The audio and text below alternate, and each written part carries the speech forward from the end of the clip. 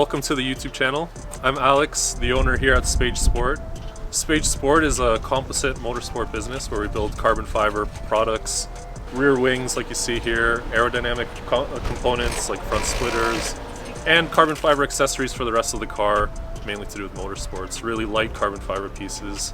And we pretty much do everything from scratch here. So we'll start from basically nothing, either nothing or a digital file, and we'll turn it into something through the process. We have a CNC router in-house. That's where we'll either make the plug or the mold. From there we'll further it and create the mold, the fiberglass mold, the carbon fiber parts. We'll clear coat them in-house, and occasionally we do some mounting on some cars. We're going to be covering a lot of our excursions here to the track, a lot of building the parts, and everything in between basically. There's so many details, there's so much thought, there's processes that go into building each part that we build here, and we pretty much cover none of it on our social media, and we've decided to start moving forward with that, start showing some of the world how things are built here, what our thought process is, and how we really use our methodologies to move forward in the sport of time attack and move things forward with composites in motorsports. Spage Sport started basically out of the extension of my interest in time attack. So I've been involved in time attack and people lapping and etc. for about the past 10-11 years. I entered in my first time attack competition at CSCS in 2014, did 3 laps and blew up my motor. From there it was pretty much just the continuation of just let's try and make this, let's try and make that, and it ended up with making mostly at the beginning fiberglass stuff. So we did like wide fenders, we did duckbill lip, and this was on my personal car, my Saab 900. And then it just got further and further. We got carbon fiber materials, epoxy resins. We started making molds instead of just overlaying and things, and then it eventually kept developing. I became part of a few time attack teams where we traveled across the continent, actually across the world. We went to Australia. And I saw so many things, and it really opened up my eyes to how carbon and how the motorsport world and aerodynamics plays a part in just all of it. So Spage Sport is my take on that whole world, on all the sides of things. So I made my very first carbon fiber part in December of 2015. It was a carbon fiber sunroof panel for an RSX. It was terrible. I spent quite a few years making terrible parts. And after weeding out all the problems, we're finally here and we're consistently making beautiful parts. We're doing things that perform exceptional on the track and they're very reliable. So that's basically Spage Sport in a nutshell. All right, so here we can take a look at one of our projects.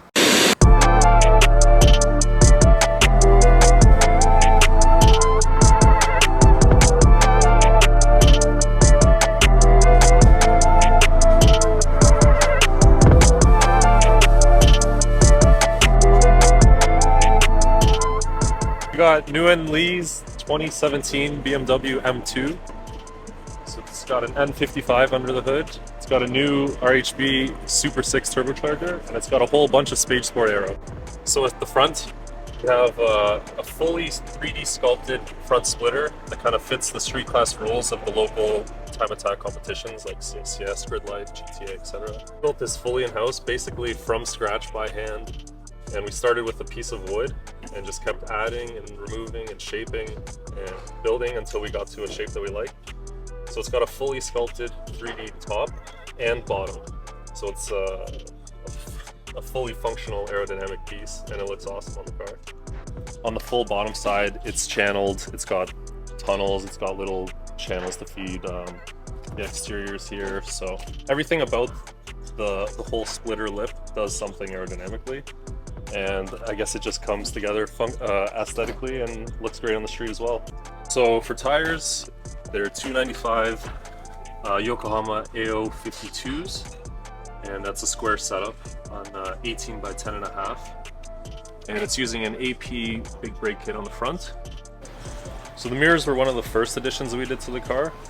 It was one of the first things he wanted to change about it, the big bulky OEM mirrors, so he decided to choose our GT mirrors. So we've got them fastened to the OEM panel there, and we've made a carbon block-off plate. And these are a fully manual adjustable mirror, so you have to actually put an Allen key in the top, twist it and set it up. So it takes a little bit of work to set up, but once they're set up, they're fully secured, very strong. They've got a great curvature to the glass, so you can see tons out of the mirrors. These are a universal product, so these are on the website. And we do sell a fair bunch of these. But the Recaro was the new addition for this new revision of build. So it's got the Recaro, it's got the 4-point bolt-in cage, and it's got the new Alcantara, I believe it's an M competition wheel. Other than that, it is basically stock. So the car's a little bit taken apart because we have some things that we're planning on doing. The center console there is removed because we plan on doing a carbon block-off plate.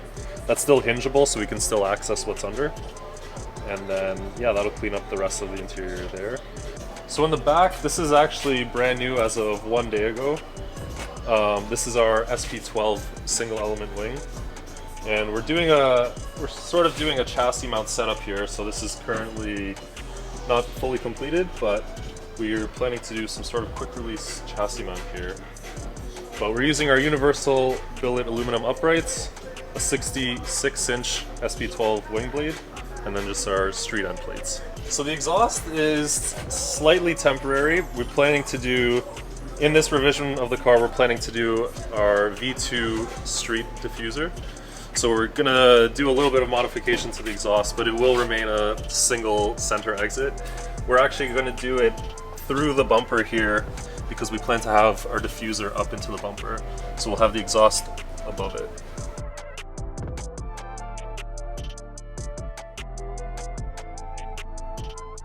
So it's basically a stock N55. Since the last iteration, Nguyen's built a new up pipe with a new turbo kit using an RHB Super 6 turbocharger. So it's a 59mm turbocharger, and we're expecting it to put down between 450 to 500 at the tire for this current setup. It's a little bit fuel restricted and a few other things, but other than that, under the hood, we just have basically the hood vents just to extract all the heat. So when they close, it lays perfectly on top of the turbocharger there. It extracts all the heat. And engine management, I just believe it's running a boot mod setup, so it's just plug in the laptop, connect it, and just basically run a preset tune. Now this one's running a bit of a modified tune now, just because it's a bit of a slightly custom setup compared to most of the presets, but it's currently running about 18 pounds. And on a track setup, we're hoping to make 22 to 24 pounds. So that'll make the car in about the 500 wheel range.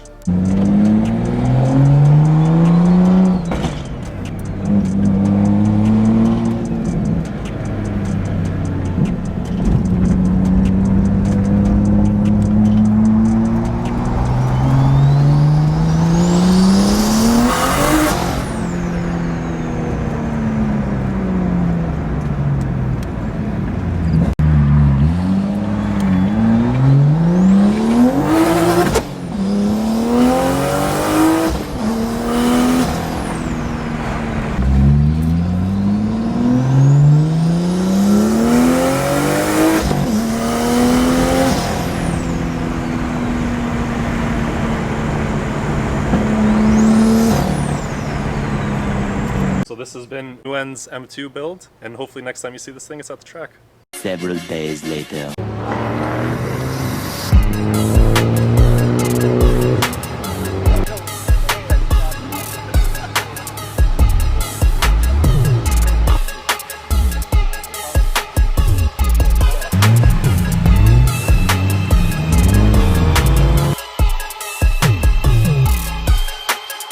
For a little shakedown session.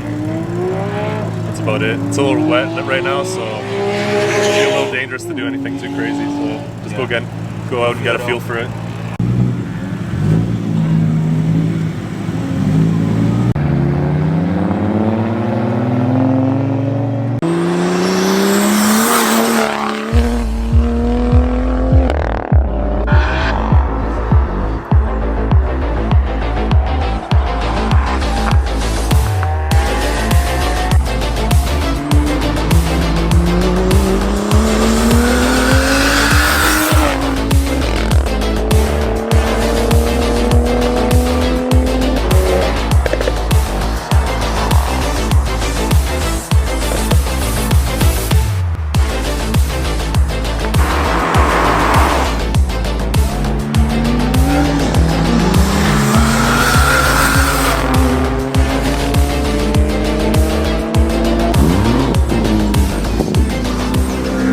we came here today to just do a little bit of testing on the new turbo setup, the new Aero setup, and it started raining, so we couldn't really push it too hard, but you can definitely get on it long enough and hard enough to get some heat into it.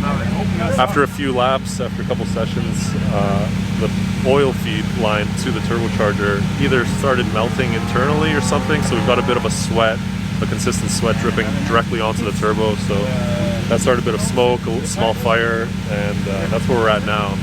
So it's race car problems. This is why we test, this is why we come to the track before competition day, so we're not scrambling, so we're not, you know, dealing with these sorts of things all in the moment. But yeah, this is just part of it. We'll be there, we'll get ready for next year. If it stays, you know, above zero, if it stays clear and decent, then we'll be back and test some more, but yeah, for now it's completely weather dependent. That's the difference between Canada and the US for sure. They are year round, always can go to the track, always. But it's almost a little bit better sometimes to be able to take a step back, because you're forced to take a step back and just kind of assess things. So this is why we wanted to get here before the winter break, really get an idea how the car is, and then just put together a plan for next year and a plan of attack. Small repair this time, but you got to figure them out. Yeah, at least the hole is in the line and not the block.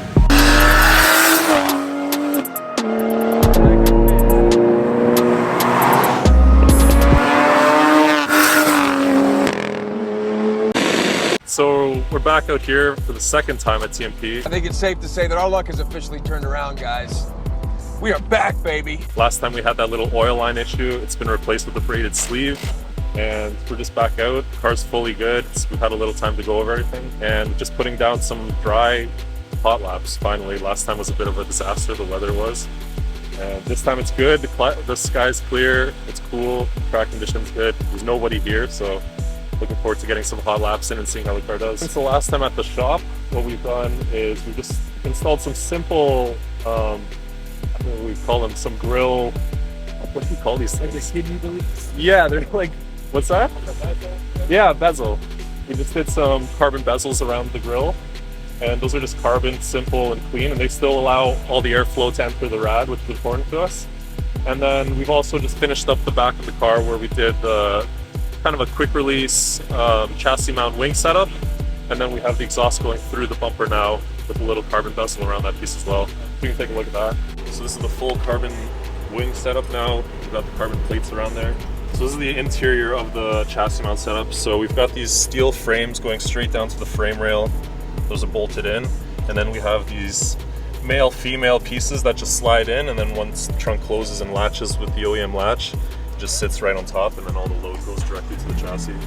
The exhaust is just a little bit different. So we talked about before, we're going to do our new V2 diffuser under the bumper, so we couldn't have the exhaust come through there, so Nguyen just installed it through the bumper, and we made a little carbon bezel around there, and it just cleans it up completely. This is still in the shakedown phase of the car, so we haven't really been able to get down to like the tenths and, you know, the fine details where the Aero makes a difference into the corners, into the braking, traction zones and stuff like that. So once we actually get the car sorted, we get it to a consistent pace, and, you know, we're just all comfortable with it, then we'll be able to dig into how much more this wing's helping versus the previous wing, how much the diffuser will help with the drag and those type of things. Especially when we go to a bigger track in the future like Mosport GP. Then we'll really be able to see the differences, because here, for example, we have average corner speeds of 70 to 80 kilometers an hour. There's nothing really that fast. At Mosport, the slowest corner would be like 100, 120, and the fast corners are over 200. So that's where we'll really be able to tell the difference with how much the wing is helping stabilize and keep the rear planted, and just the full aero effect of the car on a track like that. I think on the front straight, it might be doing like 190, 195 right now. Yeah. Which is like very similar to last year, but like that's pretty good with like this amount of aero on the car also, yeah. Right? So. Yeah, so the aero affects, it doesn't really affect that at the lower speeds as much on such a slow track, but it does once we start to get down the end of the front straight. That's where you start to notice a bit of drag. It'll pull away a few miles an hour, kilometers an hour. So we'll start to see things like that, but now that we have a little more aero in the rear, we're able to brake a little more deeper. So you're able to push a few meters further because you have that much more rear downforce keeping the rear planted, keeping weight on the rear. So you have that extra ability to put down more braking force. That's kind of where we'll find time with the new Aero kit.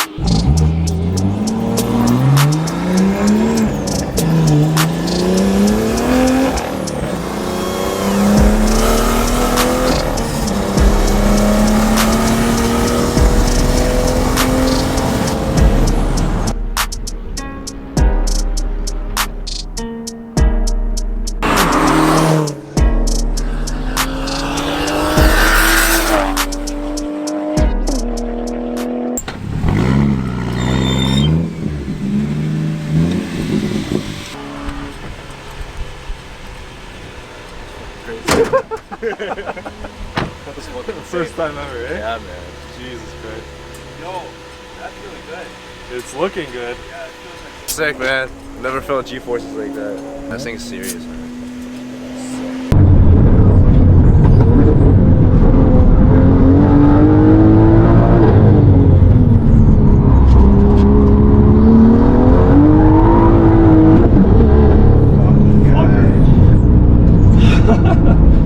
Dude, fuck sakes, this car is so good. yeah, it's good. Oh my god. In this last session, yeah, just a little bit of a shakedown, and we ran into traffic every lap.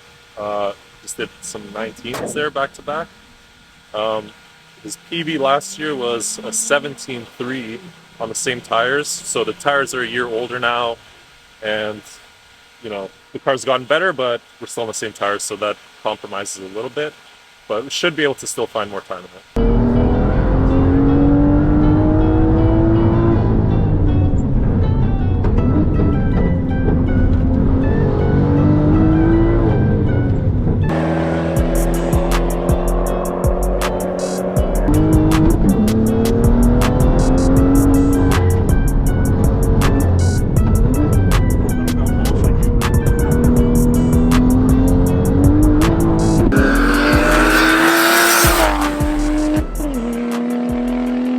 So today's ending, similar fashion to the last one, not a mechanical failure, but a weather failure, I'd say. So it's just starting to come down hard now, so this is probably going to end their day.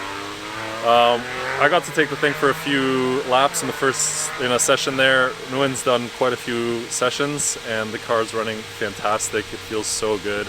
Even on one-year-old tires, Yokohama Aero 52s, this thing is still ripping. We got it down to a 16.7 the last session, and that was very comfortable, like taking lots of time in braking zones, not pushing very hard overall, and that just goes to show how much of a monster this thing is right now. So hopefully this thing dries up again and we can come back out for maybe another day and do some like serious competition testing. Do a few hot lap runs. There's a lot of things we can still optimize from here on out. But a great conclusion to the season nonetheless. And over the winter we're going to work on the diffuser, we're going to clean up a few things with the tune, and just get the car a little bit more prepared. We had a boost coupler fall off a few times here today, and that's something that we don't want during competition, of course. So we're going to get a few things straightened out over the winter and be back and ready to throw it down in street class next year. So this was the build breakdown, the track shakedown, and the competition prep on Nguyen's M2. If you love content like this, we plan on doing much more with future customer cars, and we'll be at the track much more often. There'll be a lot more videos out in the future.